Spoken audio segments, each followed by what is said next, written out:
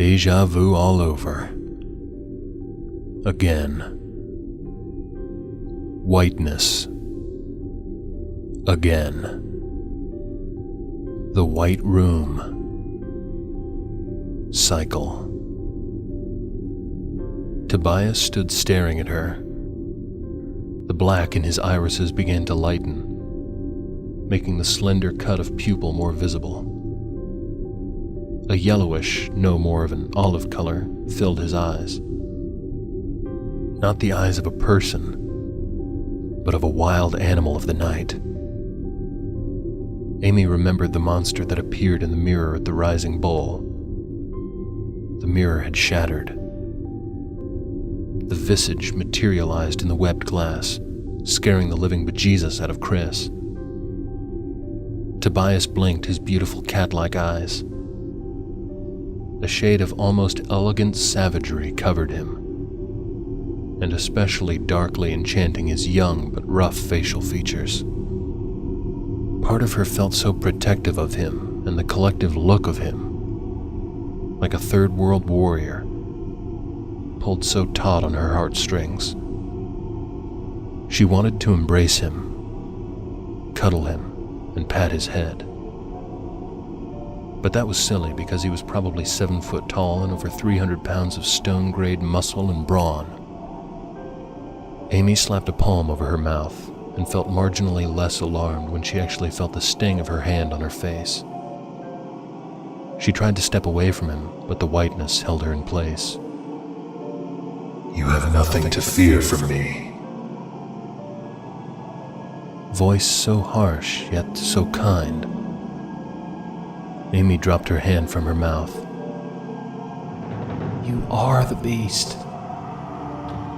Tobias easily maneuvered through the whiteness with the perfect gracefulness of a gazelle.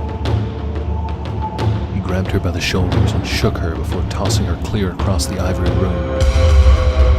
Her body slammed into the wall. The stickiness clung to her form as she slid to the floor in slow increments. I am human. Amy patted the wall, using the stickiness to help her stand. With her back to Tobias, she faced the whiteness and resisted an urge to laugh. She was definitely losing her mind, trapped in this nothingness with who? What? Her son? This being was not her son. He had lied to her. Tobias was the beast that was after her all along. And he'd gotten her. Trapped her. A tender bunny in a steel cage. Am I dead? No, I will not allow that to occur. No matter the path of time. Not allow it, huh? The only one that can control life and death is God. Tobias straightened, his chin lifted. A gesture of defiance and regal prowess. The situation she did not think could get worse had gotten very, very worse.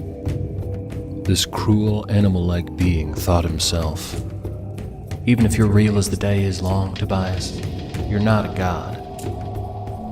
And when his maw opened wide, he reared his horrid crocodile-esque teeth.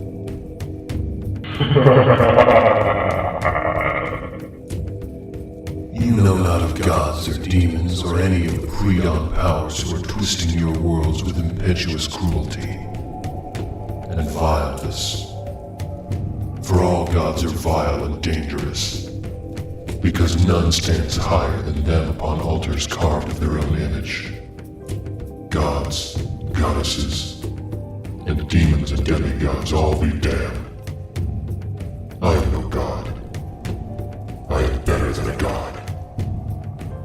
A long moment of silence droned on, and on, and on. And here she was, wherever she was, stuck in a weird white room with a strange human monster creature whom supposedly was her son from the distant future, and he truly believed he was a god.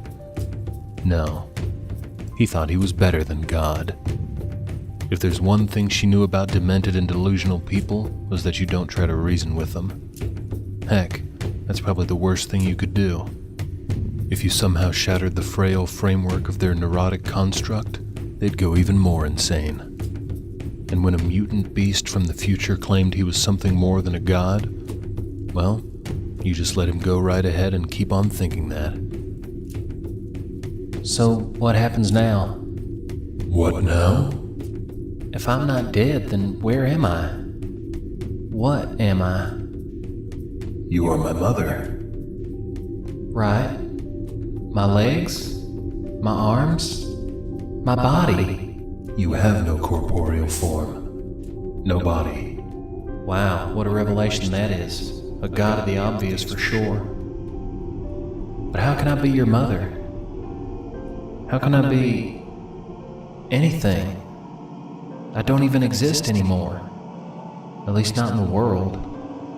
The real world.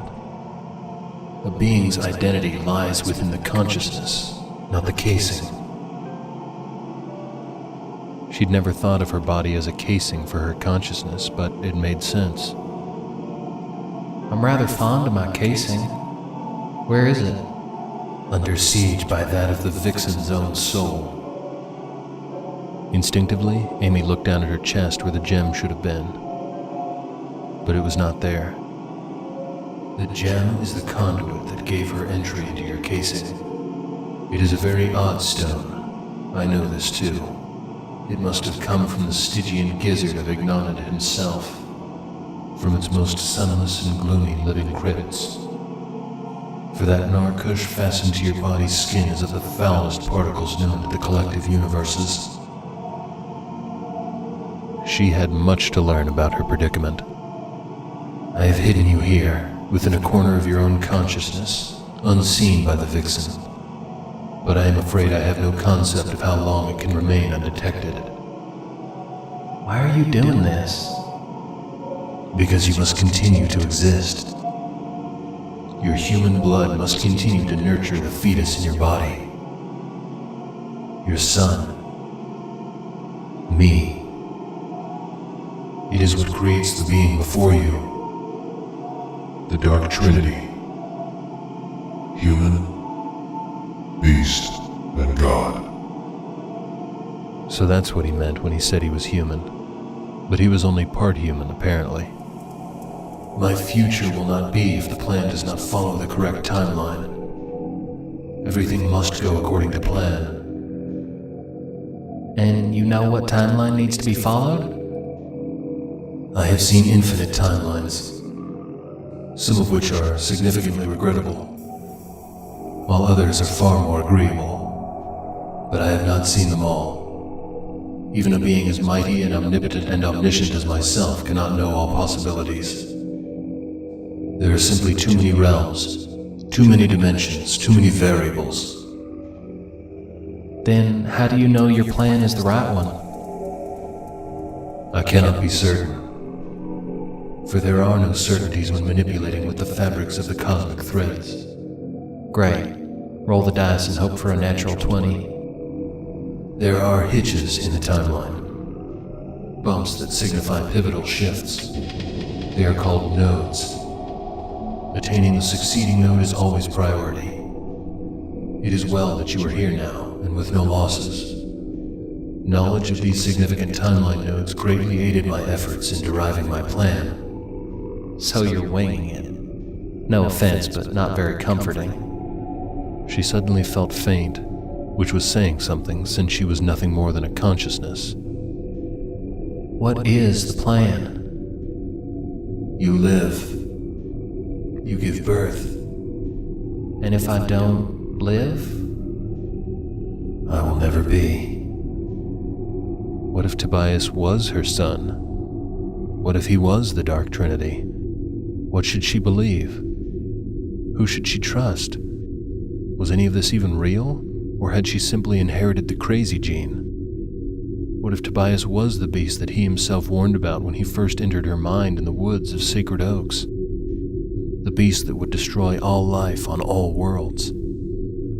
Her son was the bad guy, and now she knew she had to stop him.